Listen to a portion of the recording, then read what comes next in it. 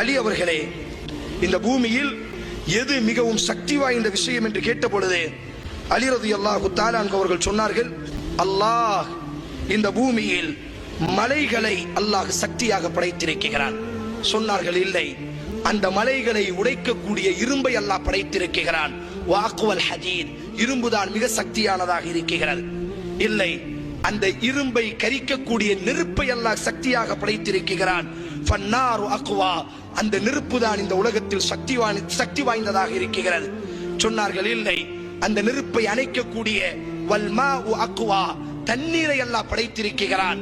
தண்ணீர் தான் மிக சக்தி வாய்ந்ததாக இருக்கிறது. இல்லை, அந்த தண்ணீரை சுழல வைக்கக்கூடிய வர்ரீஹ் அக்வா, மேகத்தை அல்லாஹ் படைத்திருக்கிறான். அந்த மேகம் தான் சக்தி வாய்ந்ததாக இருக்கிறது. இல்லை, ஃபர்ரீஹு அக்வா, அந்த மேகத்தை விடவும் காற்றை அல்லாஹ், அந்த மேகத்தையும் கலைத்து செல்லக்கூடிய ஆற்றலை அல்லாஹ் காற்றிற்கு கொடுத்திருக்கிறான். ஃபர்ரீஹு அக்வா, காற்று தான் மிக சக்தி வாய்ந்ததாக இருக்கிறது.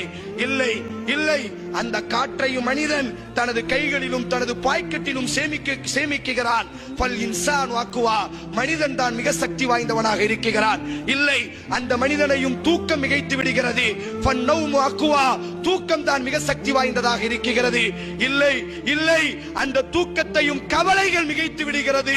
வல் ஹம்மு அக்வா, கவலைகள் தான் இந்த உலகத்திலேயே மிகப்பெரிய சக்தி வாய்ந்ததாக இருக்கிறது. யாரை அல்லாஹ் சோதிக்க நாடுவானோ அவர்களின் மீது அல்லாஹ் இந்த கவலை என்ற தனது பட்டாளத்தை அல்லாஹ் சாட்டி விடுவான்.